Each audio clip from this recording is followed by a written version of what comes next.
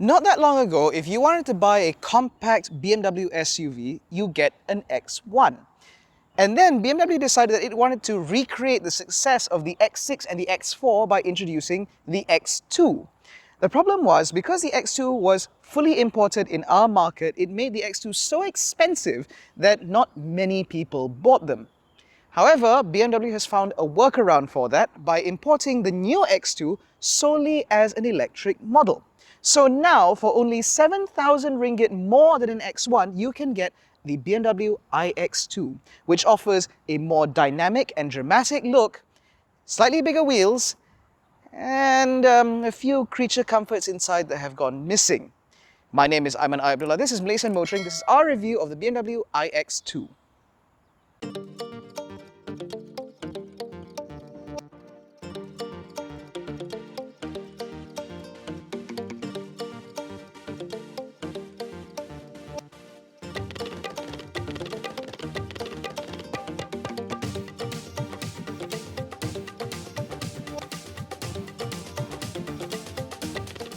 So as with all EVs, we have to start first with the nitty-gritty. So under the skin, you will find the same dual motor setup that you've seen from the iX1 xDrive 30, because this is also an xDrive 30, which means you have two motors, one over the front axle and one over the rear, producing 313 PS and 494 Newton meters of torque. As a result, this car can complete the century sprint in just 5.6 seconds.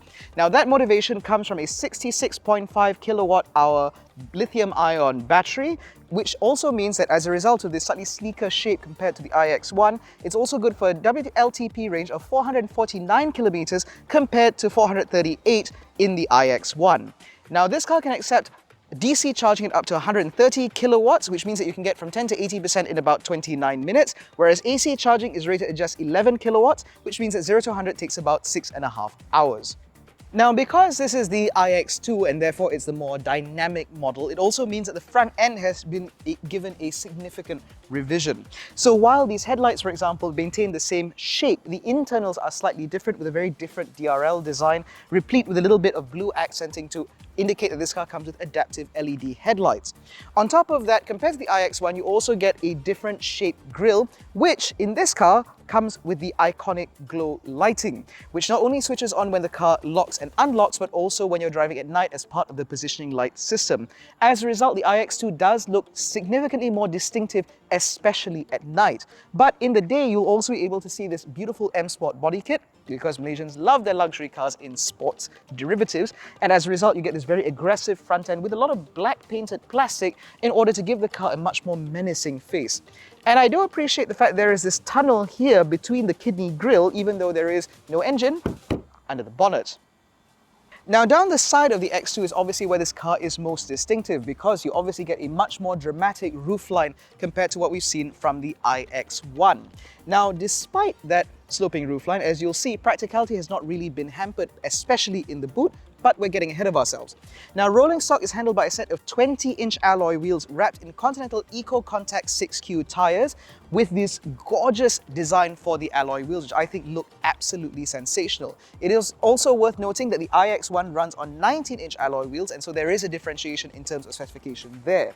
As we move down the side, because it's an M Sport car, we also get sort of the shadow line package, which means that all of the chrome bright work is done up in black, including the wing mirror covers. You get these sort of flush sitting door handles, but they are manual nonetheless, which I think is potentially the best setup for handles like this, as opposed to the buttons that we see in the BMW iX. And back here, one of the most offensive parts, I think, is this, because the Hofmeister kink is essentially gone. Now, BMW says that this is a reimagination of the Hofmeister kink. I think they're just trying to explain away something the designers did and nobody noticed until the marketing department got the materials later on. But of course, this is ultimately what you're paying for, this more dramatic sloped rear end to demarcate the iX2 as the coupe variant of the iX1. Now, as a result of that more dramatic roofline, you now get a more prominent rear spoiler set further low down than we might expect, as well as a different set of taillights. Now, if you ask me, the design of these taillights is very, very busy. And it doesn't help when it's illuminated at night, because again, the elements and the lines and stuff, there's a lot of visual impact. And that Then with the very busy lower bumper means that, again, it's a very complicated rear end, but at least it is distinctive at night. Now, as I mentioned earlier, this transition from traditional SUV to SUV coupe has not come in terms of practicality compromise, because behind this liftgate you will find significantly more space than what you get in the iX1, which is not something we're used to saying about coupe versions of anything. This boot is about 100 odd litres larger than what you get in the iX1, which means that technically, if you want to carry more stuff with people, this might be the better bet. On top of that, there are a few niceties in here. For example, there is a false floor, which means underneath you can store all of your charging cables and so on. There is a little bin on one side, as well as a 12-volt socket and this little netted area. And it is quite wide, which means if you want to put in, say, golf clubs, you should be able to fit that in here without too much issue. And on top of that, if you want to fit in longer items, the rear seats also fold 40-20-40 for added practicality, which means that you can have a long, thin item in the middle and still carry 2 passengers on either side. For example, if you're going skiing, because it's very relevant to our market. Now, this interior at first glance does appear very similar to the iX1, and that's not really much of a surprise. This car shares the running gear, it shares the platform, and it shares the packaging, and therefore we'd expect a very similar interior. However, because this is an M Sport model, of course there are some very nice bits and pieces. So for example, you get this lovely metal trim with a nice texture over the front of the dash. You get a lot of aluminium inserts about the place. You also get these gorgeous Harman Kardon speaker grills on the doors with illuminated Harman Kardon badging, mind you. And all of it certainly looks and feels very upmarket. On top of that, you also get a bunch of physical controls. So for example, you get physical controls up here on the steering wheel, which are nice plastic and they have a nice tactility to them, which is nice. You get a boost pedal here in order to achieve this car's maximum performance. You also get some buttons here for the lights, some buttons here for the modes and stuff. But notably, we don't have the iDrive controller. Apparently, what BMW's decided is that for its smaller, narrower cars, in order to save space here, they've just removed the controller. Instead, all the shortcut buttons now sit on a little panel up here next to this very large screen. Now, this screen runs BMW's latest operating system, which means it is very easy to use. It is very nice, it's got great graphics, it responds quickly, and of course you have a drawer full of apps in order to control the car as well as various functionalities, which means it's all very good. The only trouble is, while they have retained physical controls for the air conditioning vents, I can't believe I have to say this, the controls for the HVAC system itself, however, now lives in the screen, like a lot of modern BMWs. As such, to adjust your temperature, your fan speed, etc., everything is done within the screen. Now, the upside of this, at least, is that the voice command system in this car is smart enough that when you tell it to adjust your temperature or your fan speed or the air recirculation, it can do that just via voice activation. The downside is that if you're the type of person that likes to jab at buttons, not really going to be very easy at all. On top of that, while this screen is very nice and obviously comes with wireless Apple CarPlay and Android Auto, which works in concert with the wireless charger, which props your phone up in a very nice display here. The screen ahead of me, however, is not so great, simply because it's very small. So while this sits on this lovely one-piece bezel, the trouble is this screen is so much smaller that the bezel on this side is very wide. Now, once you get over that by adjusting the steering wheel in such a way that it obscures a lot of that plastic, at least the screen itself is very pretty. In typical BMW fashion, it's very high refresh rate, very pixel dense, and the graphics respond very quickly indeed. The only trouble is, like I've said many times before, this is not the most customizable screen in the world, which means the amount of information that you can get displayed on your digital instrument cluster is limited somewhat. You get a degree of customizability more with things like the Mercedes-Benz EQ cars, or in fact anything that runs MBUX, as well as BMW's iCockpit system. Now, if this screen is not enough for you, there is also a full color heads-up display, but it is worth noting that this is a smaller HUD compared to what we've seen from, for example, the 3 Series and the 5 Series and the X5 and so on and so forth, which again is in keeping with this car's positioning, but it also means the graphics are a little bit different. At the very least, I appreciate being able to see my media controls, as well as my driving information, my ADAS functionality, as well as my directional, navigational information all on an HUD, so at least that does claw things back somewhat. The blend, however, between tactile buttons and digital instrumentation and digital interfaces is quite infuriating, however, because in typical BMW fashion, while they've given you some tactile buttons here, a lot of the granular control is hidden in there. For example, if I want to change the lights in here in order to switch on or off every time I open the door, that requires me going into the menu. There is no physical button up here. If I want to turn on the positioning lights, for example, I have to press a button here, which brings up a menu here. If I want to change the modes in this car, it's a menu. The most infuriating, however, is that if I want to change the follow distance for the adaptive cruise control, that's in the menu. They could have had buttons here, there is space for it, but no, it's in there. I really wish that BMW would go back to the previous generation of steering wheels because it had all the buttons that you need here. Because when it comes to driving functions, I need to be able to access those quickly. I do not have time to be going into here and changing various different functionalities. The same goes for brake regeneration. While I have a B mode for maximum brake regen, if I want to adjust the regen level in D, that's in the screen. There's space for a pedal here, which could have adjusted the regen. On top of that, the practicality in here is also not that great. So while I have a couple of cup holders here, I have my wireless charger, like I mentioned earlier, with a little clip that holds your phone in place, which is quite nice, and you have USB-C ports and all that. This floating center console comes at some compromise because I have space down here for stuff. That's nice, and it is padded so things don't roll around that much. But then this enclosed space is so shallow that when I put my car keys in here, it wouldn't close. On top of that, this glove box is not as deep as it could be, but at least the door bins are large enough for decently sized bottles. And of course, this center console cubby hole is big enough for a large sized water bottle. But perhaps most annoyingly, in addition to not having any sort of panoramic sunroof, there is no sunglasses holder. You know how I feel about sunglasses holders. Now, the seats at least are a high point. Somewhat, because they are very sculpted and they do hold you in place very nicely. You can get a very good driving position as per typical of BMW, and you also have adjustable lower thigh support here in order to get support right underneath your knees, which is all very good. And of course, there is double or rather two-stage memory for the driver's seat. However, you cannot adjust these side supports, and there is no lumbar because it's a BMW, obviously. Now, what might surprise you about the iX2 is the degree of space. So with this seat set out in my driving position, I actually have a good amount of knee room and a pretty decent amount of headroom, and I'm about 170-ish centimeters, which represents the national average. Now, because of that, I can actually sit back here quite comfortably, and with this seat again set up for my driving position, I actually have space to tuck my feet in underneath the seat in front of me, so I can actually stretch out and eke out what little under thigh support I can from this relatively short bench. Now, amenities back here are pretty good as well, because in addition to the Harman Kardon speaker grills and all that, and all this lovely soft touch material, because the quality back here is just as good as it is in the front, I also get a set of crotch coolers in the middle, I get USB-C ports, I have a deployable center armrest with cup holders, and of course there are ISOFIX mounts on these two front seats.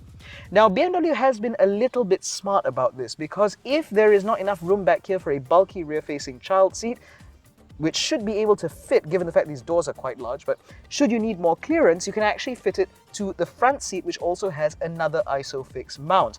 As a result, small families can have one adult in the driver's seat and one adult in this seat and have the rear-facing child seat in the front in order to maximize room and space in here so everybody is nice and comfortable. On top of that, I also appreciate the fact that there are nice big bottle holders in the doors. They have this lovely sort of cabin-style netting behind the rear seat for more stuff. And of course, the fact that these windows, although they are quite narrow and shallow, these are all acoustic double laminated glass, which means that it does keep a lot of noise out from the cabin, making this a much more serene experience. Now, the iX2, as I mentioned, is about 7,000 ringgit more than the iX1. And so while you compromise a little bit in headroom, you gain it in terms of boot space. And more importantly, because this car comes as standard with a BMW M adaptive suspension system, it should mean that the iX2 is slightly more fun to drive. Now, the iX2 being the coupe, swoopy roof version of the iX1 should give buyers this idea that it'll be a more dynamic drive. Now, when we reviewed the iX1, we did compliment the fact that the car does drive very well. It is very convincingly a BMW, albeit a small, battery-powered one. So my expectations are quite high with this car, simply because the iX1 did very well, so the iX2 can only do better, right? Well, yes. So for starters, the iX2 benefits from a few NVH upgrades. So there are laminated glass windows all the way across the car, which means that the amount of wind noise and sound intrusion into the cabin is somewhat minimized. On top of that, there is actually felt within the wheel arch liners in order to reduce the amount of road noise that again enters the cabin and disturbs your serenity. As a result, the iX2 is actually surprisingly accomplished as a long-distance cruiser. Driving this car at about 120, 130 kilometers an hour will reveal that you do not get as much noise in here as you might expect from something that is ultimately a compact entry-level BMW. Now, the thing about entry-level BMWs is they usually come with pathetic powertrains, but this car does not. With a pull of the boost pedal and foot to the floor, not only does this car rocket ahead, it also benefits from the curated sounds from award-winning composer Hans Zimmer. Now, I have usually switched this off in electric BMWs because I prefer to simply drive in silence. I love the silent qualities that you get from electric vehicles, and so having a noise come in to let you know that you've hit the accelerator, as if the G-force is not enough, just feels a bit silly. And to be honest, in the iX2, it still feels a bit silly, simply because this is such an accomplished car to drive that you don't really need any more additional theatrics to let you know that you're achieving speed. On top of that, of course, having the full color heads-up display means that I know how fast I'm going, and thanks to the road sign recognition, it also means I know how far over the limit I might be driving at any given time. Not that I do. But the thing about the iX2 is that naturally, people in the market for a car like this will be comparing it to the Volvo C40 Recharge, which is not only slightly more affordable and doesn't come with an extra warranty and service pack, it is also more powerful than the iX2, which means that for once, the BMW is not the choice for performance buyers. However, I will counter that, because one thing that we've observed with electric BMWs, be it the i7 or the i5 or the iX or the iX1, has been the fact that despite losing a characterful BMW motor up front, you still enjoy the same dynamic benefits no matter what motivation you're going for, and that rings true for the iX2. Because yes, in a drag race, you may be smoked by a Volvo C40, but how many times are you really going to floor the throttle anyway? What you're more likely to enjoy is the way this car balances itself as you go along, particularly on tight, technical B roads. The iX2 maneuvers itself with a degree of fluidity that you just don't expect from a modern luxury car, let alone from something that's carrying the weight of batteries and electric motors. As a result, it means that even though this is an electric BMW without a characterful engine or a gorgeous ZF automatic gearbox, it still drives with the same degree of confidence that you expect. The steering wheel, although completely devoid of feedback, is amazingly accurate, which means that when you are threading it through nice technical roads, you'll be able to enjoy what amount of feedback you can get from the wheel and the seats. And when you're on the motorway, it weights up in such a natural fashion that at no point do you feel that you do not have confidence to drive this car with intent. Now, that bump has actually served to remind me of something about this car that I'm not the biggest fan of, and that is the ride. Now, the iX2, as I mentioned earlier, rides on 20-inch alloy wheels compared to the 19s that we got in the iX1. Now, while they certainly look great, but with the adaptive M suspension, it does mean that this car's ride is not quite as polished as you might expect. I've found that primary bumps have a tendency to transmit themselves into the cabin a little bit more than I might want with something with a BMW badge.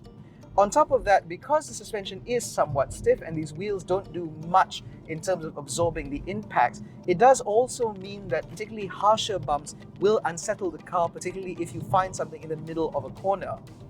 This is obviously less than ideal, but of course you can fix this by simply getting smaller wheels, which I'm sure will also improve range.